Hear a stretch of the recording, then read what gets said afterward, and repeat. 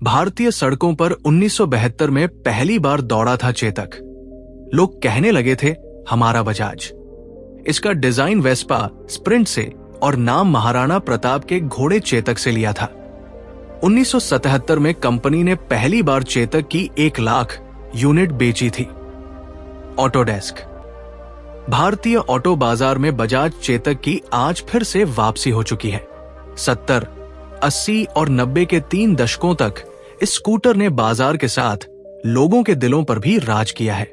2000 के बाद ये नए जमाने के स्कूटर्स के साथ दौर में पीछे रहने लगा। 2005 में कंपनी ने इसके प्रोडक्शन पर रोक लगा दी। हालांकि 14 साल बाद एक बार फिर ये लोगों के दिलों पर राज करने के लिए तैयार है।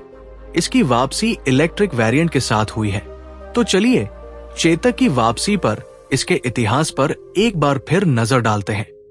बजाज ऑटो ने चेतक को 1972 में भारतीय सड़कों पर उतारा था। इसका डिजाइन वेस्पा स्प्रिंट से और नाम महाराणा प्रताप के घोड़े चेतक से लिया था।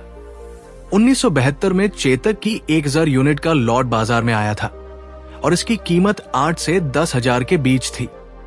लॉन्चिंग के साथ ही यह भारतीय बाजार में हिट हो गया और देखते ही देखते इसकी डिमांड बढ़ती चली गई। बढ़ती लोकप्रियता के चलते कंपनी ने इसे हमारा बजाज की टैग लाइन दे दी। पहले इसकी डिलीवरी के लिए 3 महीने का इंतजार करना पड़ता था। वहीं कुछ रिपोर्ट्स की माने तो एक वक्त ऐसा भी आया था जब इसकी डिलीवरी के लिए 20 महीने का इंतजार भी करना पड़ा। 1977 में कंपनी ने पहली बार चेतक की 1 लाख यूनिट बेची। वहीं 1986 में यह आंकड़ा 8 लाख पहुंच गया। चेतक की कामयाबी का यह नया रिकॉर्ड था। 90 के दशक में भी इसकी डिमांड कम नहीं हुई। कंपनी ने इस दौरान लगातार कई महीने 1 लाख यूनिट बेची। 2002 में चेतक की कीमत करीब 27,000 रुपए थी, जो 2005 तक करीब 31,000 तक पहुंच गई। चेतक की बढ़ती कीमतों का असर इसकी बिक्री पर होने लगा।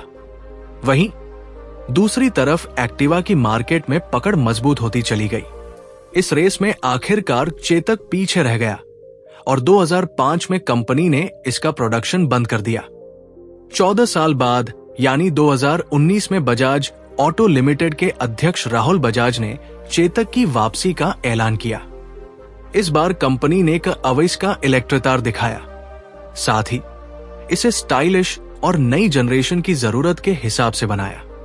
अब चेतक नए अवतार में एक बार फिर भारतीय बाजार में आ चुका है।